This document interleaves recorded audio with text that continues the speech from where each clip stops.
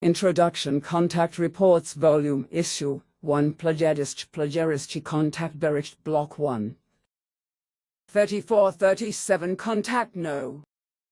1, 38 from 28.1 1975 to 13.11 1975 Stats Source Contact Reports Band Block 1 Semjase-Bericht Gespräch Erlebnisse Block 1 2024 Contact No.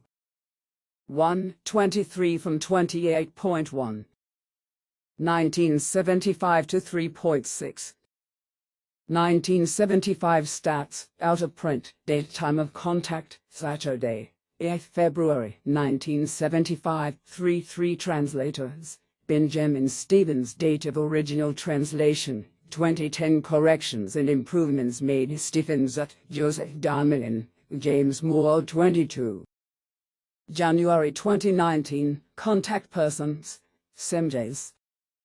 Synopsis. In the third contact, Semjase and Billy discuss the false beliefs regarding who the Plejarens are, why this has occurred, and what the Plejarens' duties are to other lesser developed thinking beings of the universe. Semjase explains why they do not appear en masse to the broad general public of the earth. Other subjects include the self-deceiving behavior of women applying makeup. The Plejarens' life expectancy is first introduced as a key feature of reality-based evidence, with her age. She begins introducing some of the complicated tapestry of how they're woven into all our myths and religions, thus would be already in plain sight for us to work out whether we read Billy Meier's conversations or not, and of course were we to live sufficiently long enough to develop ourselves cognitively enough to uncover that. This is the entire contact. It is an authorized and official translation and may contain errors. Contact Report 3 Translation. Third Contact Saturday, 8th February 1975 3 You have completed your book. It is a magnificent work. Even though it is written somewhat harshly, it nevertheless has the right tone to make the sense understandable. You simply could not write it any differently. I think so too. But I have concerns that someone will reject it from me. Your concerns are unfounded, because the human beings will become attentive, and your work will be put to print. Hopefully, I would at least be glad about that. But at the moment I am also interested in something other than my book. Then ask. Since our last meeting I have occupied myself intensively and much with the so-called awful literature. In doing so, I came across the suggestion that you human beings from the stars, if I may put it that way, are always described as supernatural beautiful, and as protectors of humanity on earth, almost as all-knowing and as teachers, and so on, and that you should therefore live practically in spiritual and conscious perfection. But my intellect and my impression convey something completely different to me in this respect, and I cannot get over the fact that all this can only be lies. Lies that probably originate from sick brains or from brains that are not free and brand fantasy pictures as reality, because the originators of thoughts cannot cope with real reality and therefore escape into a fantastic pseudo-world. The reality seems to be too hard for them, so they flee into fantasies because they hope for help in these. And since these human beings never want to bear the responsibility for anything and everything themselves because they are perhaps too unknowing or too cowardly, they simply pass it on to something that is supposed to stand above them and direct their destinies. They then call this something God and religion. A simple buffer and RAM block, into which one can pound everything. A fantasy picture, onto which one rolls all one's own responsibility. You are preoccupied with very deep thoughts, and they correspond to the absolute truth. It is really as you say, the earth humans are not able to bear and recognize their responsibility themselves, although they should do so. So they roll everything off and onto something that they put above themselves in their imagination. Things that they simply call religion or God, that is supposed to relieve them of the responsibility. If deceivers label and describe us as you said just now, it is nothing more than an infamous lie originating from the brains of consciously poor human beings who imagine a better life in their fantasy, and because they themselves cannot achieve it, at least not yet in this life, they simply attribute it to us and make us out to be something perfect.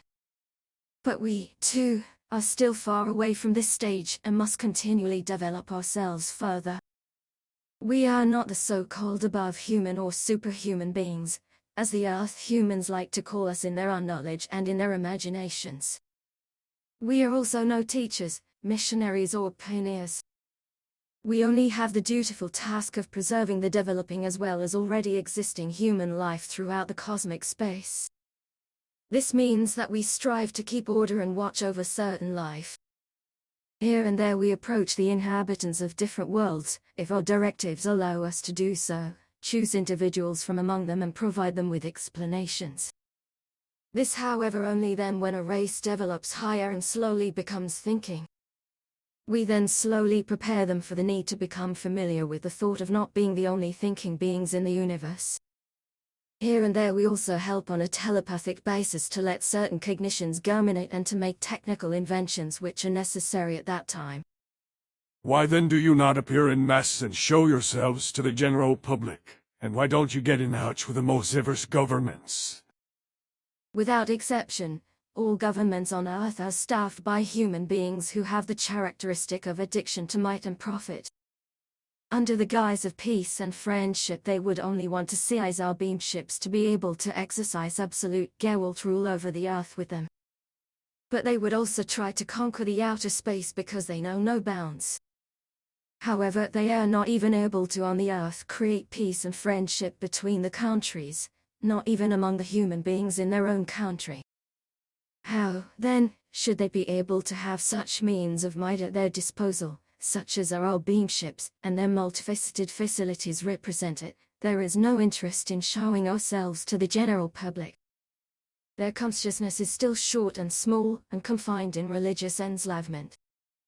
On the one hand, the Earth humans would worship us as gods in their short reflection, as they did already in earlier times. And on the other hand, there would be many among them who as criminals and greedy for might ones would seize our beamships. But there are also those who are not to be forgotten, and there are countless millions of them, who would fall into complete hysteria and fall ill in consciousness. For these reasons it is advisable for the time being to maintain contact only with individual Earth humans and to via them slowly let the knowledge of our existence and tasks become known and to prepare them for what is to come. We are no wardens or guardians of the Earth humans. We only feel obliged to them because our originators were their ancestors before they fled from the Earth as a result of self-inflicted catastrophes of some might greedy ones and escaped to the Pleiades. By a hair's breadth, just as you have in the last decades deduced and calculated this according to all your knowledge. Only a few facts turned out somewhat differently than you had suspected. By and large, however, you have hit the heart and the bulk of history, and were the first human being to find the corresponding truth. My calculations are correct then. Of course, but about that, I will report to you in detail at a later point in time. Also about Manuel. Sure, you are to receive information about Atlantis and Mu, though concerning Manuel you already have knowledge. You know the script of Judas Iscariot, which fully corresponds to the truth. So I don't have to explain anything else about that.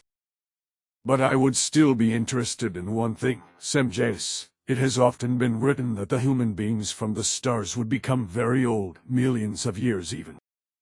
What's up with that? Do you believe these claims? No, because it sounds too unlikely.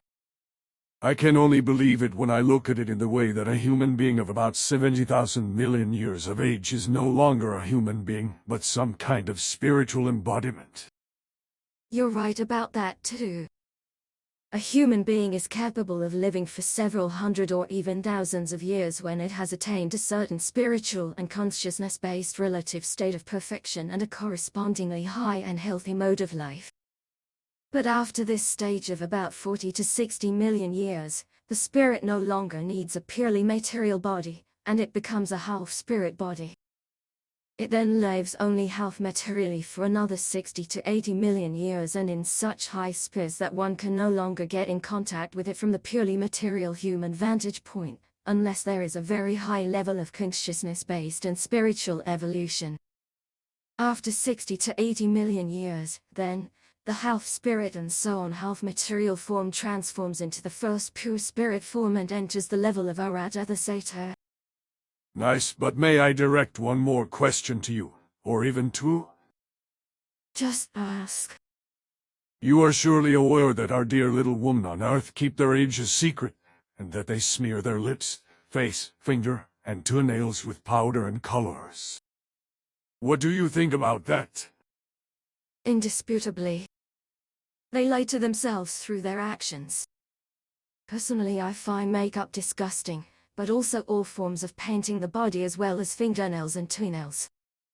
I think so too. But how is it with all of you? Do you also live in this delusion? Definitely not. Good, then may I also ask you how old you actually are? Certainly, but what do you assume? I have no experience in assessing human beings of your kind. But if I reckon according to my standards, then you would be about 32 or 33 years old. You understand that field of yours, because that's how old I would really be according to earthly notions, based on my appearance. You don't know, however, that the average lifetime with us is very high and amounts to several hundreds of years, that is, about 10 years. So I'm still very young and only 330 years old, which corresponds approximately to your 33 years by your understanding. What does my understanding mean here? If you had told me your average age beforehand, then I also would have assessed you differently. How could I know that, then, as I also do not know everything? It's all right. It was really my mistake.